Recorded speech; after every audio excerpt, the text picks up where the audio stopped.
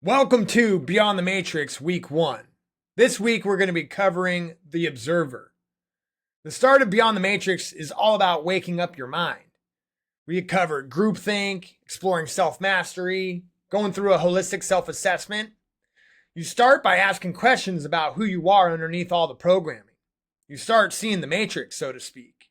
But seeing the matrix and being able to operate beyond it are two completely different things. You can understand everything about how your mind works and still get swept away by it every single day. So now we're going to be moving into the body, into practice, into training. So here's what we're covering today. This is your roadmap. We're going to walk through a very personal story of mine of how I discovered to be the observer, the part of you that watches your thoughts without getting all tangled up inside of them. And then I'm going to give you the simplest exercise in the world to start building that muscle for yourself. No special clothes, no guru, no incense. And everything I'm going to walk you through today, the actual story, the framework, and the practice, there's a guidebook to go alongside this with this presentation. It's got all the techniques broken down step by step, the methods, the frameworks, the cheat sheets, AI allies you can go and get deeper on this topic. It will meet you where you're at. It will be an excellent guide to be able to integrate these things and a bunch of other additional resources that I put together. All of that is inside Beyond the Matrix. If you're already inside the community, you know where the guidebook is sitting right next to this video. Go grab it, follow along, use the AI allies after the session. And that's how you're going to go from watching content to actually integrating it. And if you're coming across this for the first time, maybe you found this on YouTube, maybe somebody shared it with you, welcome. This is Beyond the Matrix, week 1 of a 12-week journey. And everything you're seeing today is just one piece of it. The full series, all 12 weeks of materials, the guide Q&A, it's all free. Click the link below the video, sign up for Beyond the Matrix, and you can access the whole thing. This is your chance to tell you where I came from on this, because I didn't grow up in a household that taught me about how to meditate. It was quite the opposite. I was literally taught as a kid that if you sit still, if you let your mind go blank, you're opening the doors for demons to come in. That was the actual belief I was told. And I took it in. I absorbed it the way kids absorb everything. I didn't question when I was 7 years old, and I was just, adding it to the foundational aspects of my mind. I was formatted that way. You just file it away as truth and move on.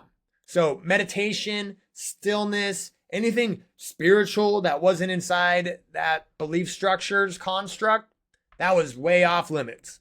It was dangerous territory. And what that did, and I didn't understand this until much later, was it kept me from ever developing the skills of observing my own mind. I just existed. I reacted. I took what was given to me and I performed the right response according to whatever group I was being of service to at the time. That was my entire operating system throughout until late teenage years.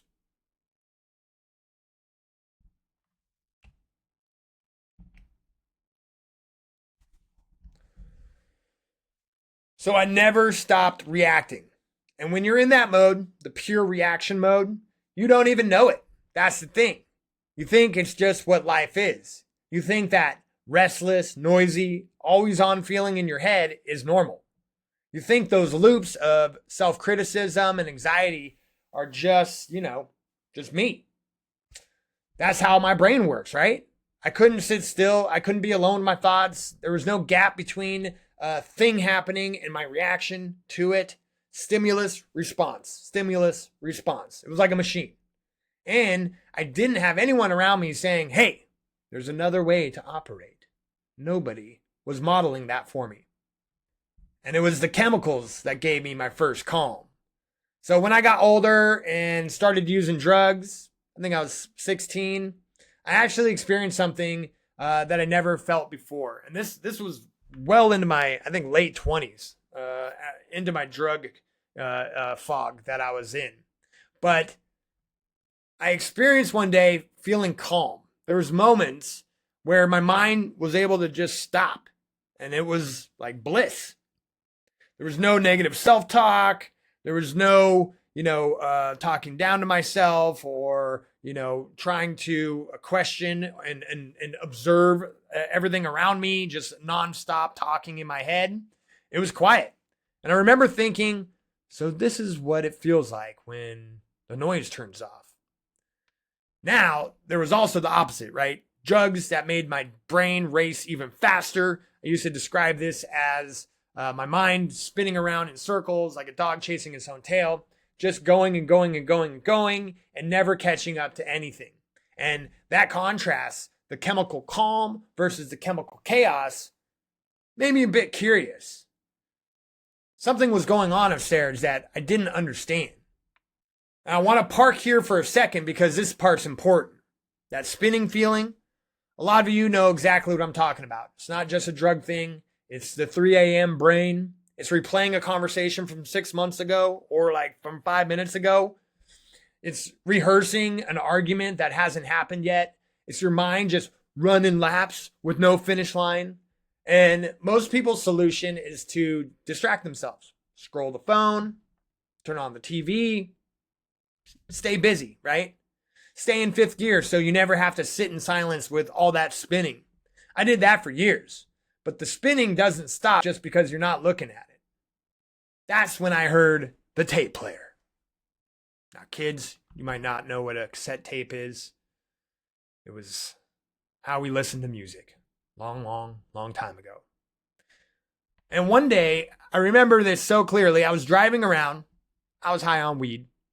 And I started hearing this voice in my head doing its usual thing, telling me I wasn't good enough, telling me I was stupid, like, oh my gosh, I can't believe you just did that. Everybody's going to think you're an idiot because you are an idiot. And that people, they're not going to want to hang out with me. They're not going to want me to be around because I was just, I'm so embarrassed about what I just did. It was common, right? It was a very familiar narrative, and it was just, what my mind liked to do. It was the greatest hits cassette tape of self-destruction. But this time, something was different. Instead of just being in it and instead of just accepting that voice to me, that voice of me was me, I had the ability to witness it. Like I was standing half a step back and watching a cassette recorder play, just looping the same negative script over and over and over. And for the first time in my life, there was a gap. There was me, and then there was that voice. And they were not the same thing.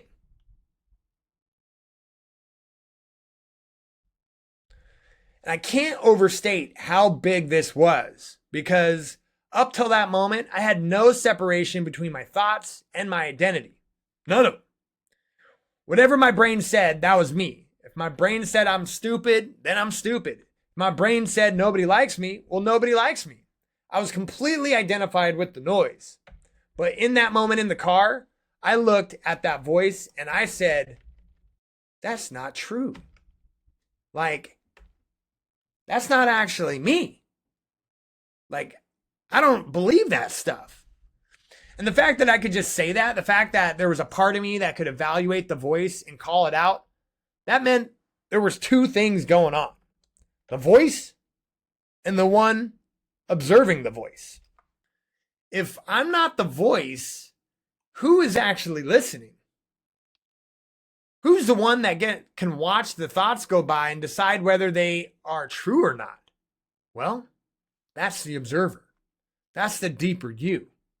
Now, I didn't have language for this at the time. I didn't know about meditation techniques or traditions or consciousness or any of that stuff. I just knew something had shifted, and I got curious because I wanted to understand what that was. Because the way I was doing things was not very productive. I was constantly keeping myself down. That negative self-talk was keeping me from breaking out of my comfort zone and progressing and growing into the potential that I had. And I wanted to figure all this out and access that without the drugs. So I started poking around and I found like this meditation poster on a streetlight somewhere up on Capitol Hill in Seattle. And I thought about going to the class, but then I chickened out. And eventually on my journey, I found this book, this like small book. I don't remember the title. And the first exercise in it was so simple, I almost didn't do it. I said, the book said to go to a quiet room, light a candle, sit down, and watch the flame. Just for like 5 to 10 minutes. That's it. And I remember thinking, that's meditation? That's the whole thing? Because I had this picture in my head that what it was supposed to look like, right? White clothes, special postures, speaking softly, some kind of, spiritual performance. And here's this book telling me to just look at a candle. So I did it, and it cracked me open. Here's what happened. I was sitting there watching this flame dance, right? These thoughts start coming in, and then, like grocery lists, something somebody said to me, worrying about tomorrow about something. And normally I'd grab onto one of those thoughts and write it, and then I'd be gone from my mind for a couple minutes, just thinking about that scenario, like following some mental white rabbit trail before I even realized that I left. But the flame gave me an anchor. And every time a thought came and tried to pull me away, the flame brought me back. I could feel the thoughts arrive, watch it float by, and then just come and return back to the flame. So arrive, float, return. And that process, that simple, nothing special process, that is the exercise. That's the rep. That's you building the attention muscle. Because it's not about having no thoughts. Good luck with that. It's not about getting dragged away by every single one. It's the difference between standing on a riverbank, watching the water go by, and letting it go.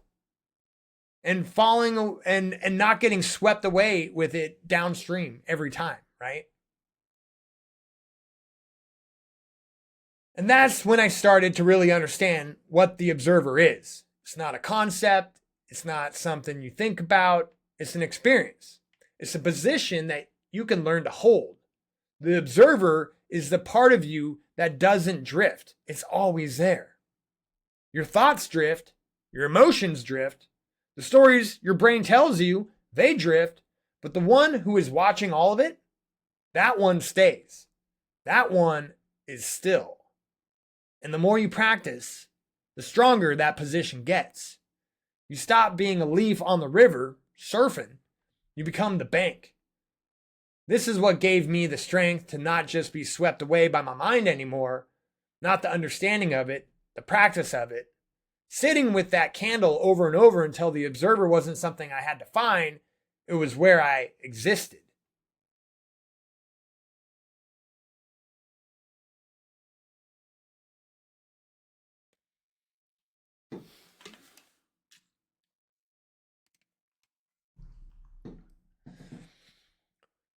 Now, I want to take this one step further because this is where it gets really interesting. After I've been practicing for a while, I actually went to a Vipassana, a 10-day silent meditation retreat. 10 days. No talking, no phone, and no eye contact. Just you and your mind in a meditation hall. Beautiful property. You can go on walks in the nature. And it was the hardest thing I had ever done to that point. But what it taught me was the observer, your point of awareness, your sense of, I am here. I am not locked in your head. It's not locked in your head. It's not stuck behind your eyeballs. Because I had thought, right? My who I am and where I'm operating from was like in my brain. But Vipassana practice taught me that I could move my awareness down to my big toe if I wanted. I could place my attention in my hands, in my chest, in the space around my body. My point of reference was mobile. And that's a bigger conversation for another day, but I want to plant that seed. You are not your thoughts. You are not even your brain. You are the awareness that can observe it all. And that awareness, it can be trained, it can be expanded, and it can be strengthened. And that's the attention muscle. So sit still and find out who is watching. It's the simplest assignment I'm about to give you that you'll ever get, which means it'll probably be one of the hardest too, right? Find a quiet space, light a candle, sit down, and watch the flame. 5 minutes, that's it. If you're having fun, you might try to influence the flame. See if you can get the flame to dance for you. Don't try to empty your mind. Don't try to be spiritual. Don't perform anything. Just watch the flame. And every time a thought tries to pull you away, notice and come back to the flame. That's the whole exercise. That's the rep. The voice in your head is not you. The worry is not you. The self-criticism is not you. You are the one who can watch all of it and choose what to do. You can choose to follow that negative self-talk. You can choose to acknowledge it and move on.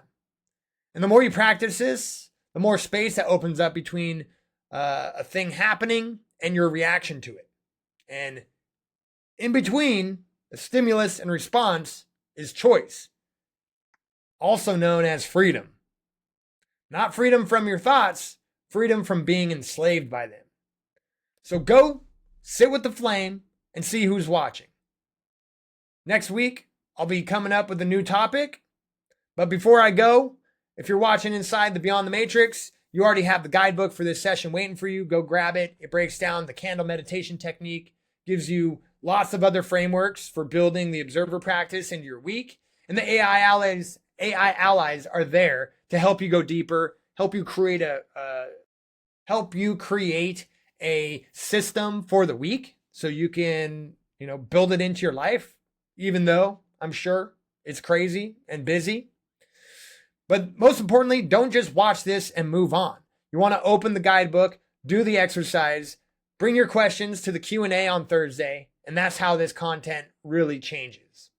And if you're just finding this for the first time, this video landed on your feed or someone sent it to you, what you just watched is one piece of a 12-week program called Beyond the Matrix. Every week builds on the last. These are guidebooks for every session, AI allies that help you apply the material to your own life, cheat sheets, frameworks, a community of people doing this work together, and a weekly Q&A where you can ask me and talk to the rest of the community. It's all free. I'm giving the whole thing away because I believe this work matters too much to put behind a paywall. So click the link below, sign up, get the guidebooks for this session and every other one. Go from watching content to integrating this content because that's the whole point. Now go find who's watching.